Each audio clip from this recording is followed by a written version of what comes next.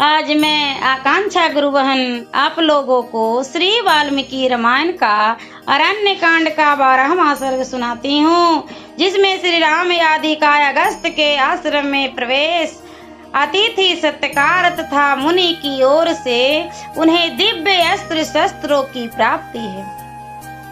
श्री रामचंद्र जी के छोटे भाई लक्ष्मण ने आश्रम में प्रवेश करके अगस्त जी के शिष्य से भेंट की और उनसे यह बात कही। उन्हें अयोध्या में जो दशरथ नाम से प्रसिद्ध राजा थे, उन्हीं के ज्येष्ठ पुत्र महाबली श्री रामचंद्र जी अपनी पत्नी सीता के साथ महर्षि का दर्शन करने के लिए आए हैं। मैं उनका छोटा भाई, हितैषी और अनुकूल चलने वाला भक्त हूँ। मेरा नाम लक्ष्मण है। संभव है यह नाम कभी आपके कानों में पड़ा हो।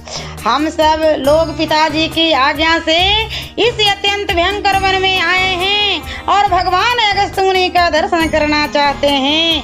आप उनसे यह समाचार निवेदन कीजिए। लक्ष्मण की वह बात सुनकर उन तपोधन ने बहुत अच्छा कहकर महर्षि को समाचार देने के लिए अग्निशाला में प्रवेश किया। अग्निशाला में प्रवेश कर अगस्त के उस प्रिय शिष्य ने, जो अपनी तपस्या के प्रभाव से दूसरों के लिए दुर्जय थे, उन मुनि श्रेष्ठ अगस्त के पास जा हाथ जोड़ लक्ष्मण के कथनानुसार उन्हें श्री रामचंद्र जी के आगमन का समाचार शीघ्रता पूर्वक यूं सुनाया।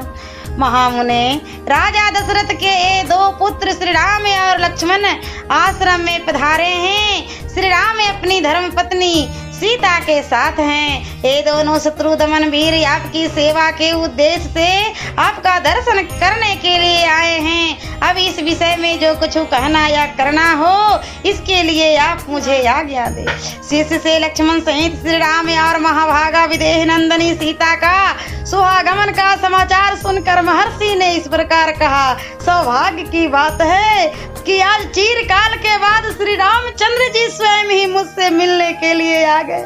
मेरे मन में भी बहुत दिनों से यह अभिलाषा थी कि वे एक बार मेरे आश्रम पर पधारते।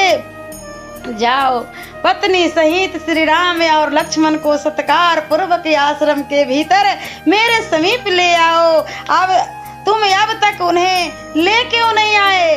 धर्मज्ञ महात्मा अगस्त मुनि के ऐसा कहने पर शिष्य ने हाथ जोड़कर उन्हें प्रणाम किया और कहा, बहुत ही अच्छा, अभी ले आता हूँ। इसके बाद वह शिष्य आश्रम से निकलकर शीघ्रता पूर्वक लक्ष्मण के पास गया और बोला, श्री रामचंद्र जी कौन हैं?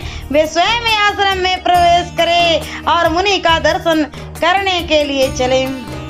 तब लक्ष्मण ने शिष्य के साथ आश्रम के द्वार पर जाकर उसे श्री रामचंद्र जी तथा जनक किशोरी सीता का दर्शन कराया।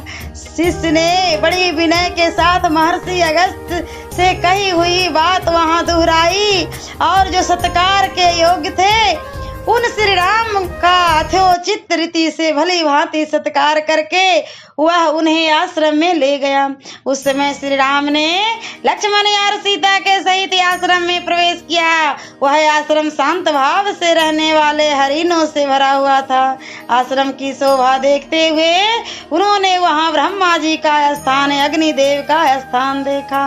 फिर क्रमशः भगवान विष्णु, महेंद्र, सूर्य, चंद्रमा, भग, कुबेर, धाता, विधाता, वायु, पासधारी, महात्मा, वरुण, गायत्री, वसु, नागराज, अत्यंत, गरुड़, कार्तिकेय तथा धर्मराज के पृथक पृथक स्थान का निरीक्षण किया।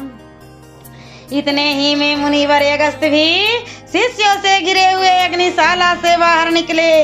वीर श्री राम ने मुनियों के आगे आगे आते हुए उदीप्त तेजस्वी अगस्त जी का दर्शन किया और फिर शोभा का विस्तार करने वाले लक्ष्मण से इस प्रकार बोले, लक्ष्मण, भगवान अगस्त मुनि आश्रम से बाहर निकल रहे हैं। ये तपस्या के निधि हैं। इनके विशिष्ट तेज के अधिक से ही मुझे पता चलता है कि ये अगस्त जी हैं। सूर्य तुल्य तेजस्वी महर्षि अगस्त के विषय में ऐसा कहकर महाबाहु रघुनंदन ने सामने से आते हुए उन मुनीश्वरों के दोनों चरण पकड़ लिए, जिनमें योगियों का मन रमन रहता है अथवा जो भक्तों को आनंद प्रदान करने वाले हैं। वे धर्मात्मा उस समय विदेह कुमारी सीता और लक्ष्मण के साथ महर्षि के चरणों में प्रणाम करके हाथ जोड़कर खड़े हो गए। महर्षि ने भगवान श्री राम को हृदय से लगाया और आसन तथा जल देकर उनका आतिथ्य सत्कार किया। फिर कुशल समाचार पूछकर उन्हें बैठने को कहा। अगस्त जी ने पहले अग्नि में आहुति दी, फिर वानप्रस्थ धर्म के अनुसार अर्घ्य दे अतिथियों का भली भांति पूजन करके उनके लिए भोजन दिया। धर्म के ज्ञाता मुनिवर अगस्त जी पहले स्वयं बैठे, फिर धर्मज्ञ श्री रामचंद्र जी हाथ जोड़कर आसन पर विराजमान हुए। इसके बाद महर्षि ने उनसे कहा, काकुत्स, वानप्रस्थ को चाहिए कि वह पहले अग्नि को आहुति दे, तदंतर अर्घ्य देकर अतिथि का पूजन करे। जो तपस्वी इसके विपरीत आचरण करता है उसे झूठी गवाही देने वाले की भांति परलोक अपने ही शरीर का मांस खाना पड़ता है। आप संपूर्ण लोक के राजा, महारथी और धर्म का आचरण करने वाले हैं तथा मेरे प्रिय अतिथि के रूप में इस आश्रम पर पधारे हैं, अतएव हम लोगों के माननीय एवं पूजनीय हैं। ऐसा कहकर महर्षि अगस्त ने फल, मूल, फूल तथा अन्य उपकरणों से इच्छा अनुसार भगवान श्री राम का पूजन किया। तत्पश्चात अगस्त जी उनसे फिर वो इस प्रकार बोले, पुरुष सिंह, यह महान दिव्य धनुष विश्वकर्मा जी ने बनाया है। इसमें स्वर्ण और हीरे जड़े हैं। यह भगवान विष्णु का दिया हुआ है तथा यह जो सूर्य के समान देप्तिमान अमोघ उत्तम बाण है ब्रह्मा जी का दिया हुआ है।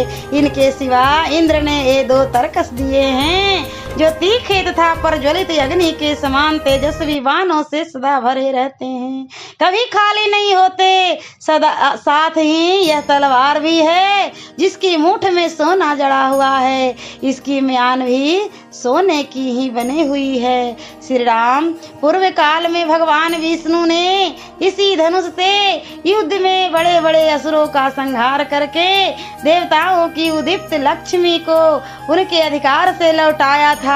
मानद, आप यह धनुष, ये दोनों तरकस, ये बाण और यह तलवार राक्षसों पर विजय पाने के लिए ग्रहण कीजिए, ठीक उसी तरह जैसे वज्रधारी इंद्र वज्र ग्रहण करते हैं। ऐसा कहकर महान तेजस्वी अगस्त ने वे सभी श्रेष्ठ आयुध श्री रामचंद्र जी को सौंप दिए।